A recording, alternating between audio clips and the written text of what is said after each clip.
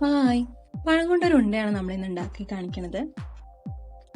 വളരെ ഈസി ആയിട്ട് നമുക്ക് വീട്ടിലെ 4 മണി പലഹാരമായിട്ട് ഉണ്ടാക്കിയെടുക്കാവുന്നതാണ്. അപ്പോൾ പഴമൊക്കെ തിന്നു മടുത്തുണ്ട്, അതല്ല പഴുപ്പ് കൂടിയ പഴം ആർക്കും ഇഷ്ടമില്ല, കഴിക്കാൻ ഇഷ്ടമില്ല, അങ്ങനെയുള്ളവർക്കൊക്കെ ഉണ്ടാക്കി ഒരു വെറൈറ്റി ആയിട്ട് ഉണ്ടാക്കി കഴിക്കാവുന്ന ഒരു സാധനമാണ്, ഒരു സ്നാക്കാണ്. അപ്പോൾ ഇതെല്ലാവരും ട്രൈ ചെയ്യുക.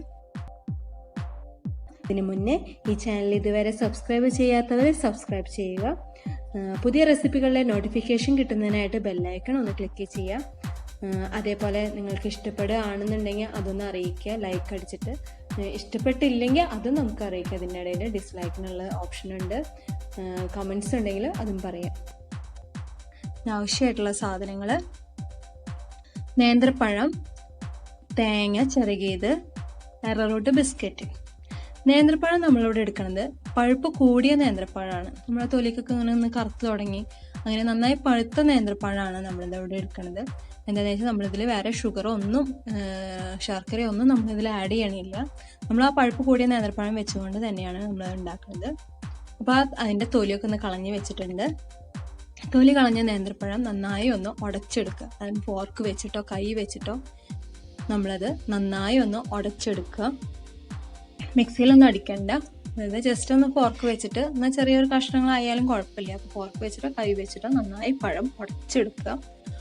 ഉടച്ചെടുത്തിലേക്ക് നമ്മൾ അരറൂട്ട് ബിസ്ക്കറ്റാണ് ഇട്ട് കൊടുക്കേണ്ടത്. അരറൂട്ട് ബിസ്ക്കറ്റ് ഒരു 10 തൊട്ട്, ഇപ്പോൾ ഇവിടെ 3 നേന്ത്രപ്പഴമാണ് ഉള്ളത്. നമ്മൾ ചെറിയൊരു ക്വാണ്ടിറ്റിയാണ് ഉണ്ടാക്കി കാണിക്കുന്നത്.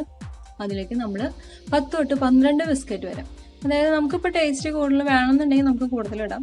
അതെല്ലാം കുറയ്ക്കണം, ഒരു 5-8 ഇട്ടാൽ മതി എന്നെങ്കിൽ അതിടാം. അതൊന്ന് ക്രഷ് ചെയ്തെടുത്താൽ മതി. കൈകൊണ്ട് തന്നെ പൊടിച്ചാൽ മതി. ഞാനത് മിക്സിയിൽ അടിച്ചത് കാരണം കുറച്ചധികം പൊടിഞ്ഞു പോയിട്ട് കൈകൊണ്ട് പൊടിച്ചെടുക്കുകയാണ് ഏറ്റവും നല്ലത്. അപ്പോൾ ആ ചെറിയ കട്ടകളായിട്ട് വേണമല്ലോ. ആ കട്ടകളായിട്ട് ആകുമ്പോഴാണ് നമ്മളിത് കഴിക്കുമ്പോൾ ഒരു ടേസ്റ്റ് കൂടുതൽ വരുന്നത്. അപ്പോൾ അങ്ങനെ എടുത്തിട്ടുള്ളത് എടുക്കുക. അതേപോലെ 1 കപ്പ് തേങ്ങ ചിരകിയത്. തേങ്ങയുടെ ക്വാണ്ടിറ്റി നമുക്ക് കുറയ്ക്കാം. നമുക്ക് ഈ ഒരു സ്നാക്കിന് നമുക്ക് പ്രത്യേകിച്ച് അളവൊന്നുമില്ല. നമ്മൾ എടുത്തോളം പഴത്തിനനുസരിച്ച് നമ്മുടെ ടേസ്റ്റിന് വേണ്ടിയിട്ടാണ് ഇവിടെ എടുക്കുന്നത്. അപ്പോൾ ഇത് 3ഉം കൂടിയിട്ട് നമ്മൾ നന്നായി അതൊന്ന് ഉരുട്ടിയെടുക്കുക, നന്നായി അതൊന്ന് മിക്സ് ചെയ്തെടുക്കുക. ഇത്രയേ ഉള്ളൂ നമ്മുടെ സ്നാക്ക്. വളരെ ഈസി ആയിട്ട്. അതിൽ ആ ഒരു ബിസ്ക്കറ്റ് നല്ല ചെറിയ അങ്ങനെ കടിക്കാനുള്ള ബൈറ്റ് പോലെ ഇങ്ങനെ കടിക്കാൻ കിട്ടണം. നമ്മുടെ ഉണ്ടയിൽ നമുക്കതിങ്ങനെ കിട്ടണം. അത് തണുക്കൊന്നുമില്ല, ഒരു ടേസ്റ്റാണത്.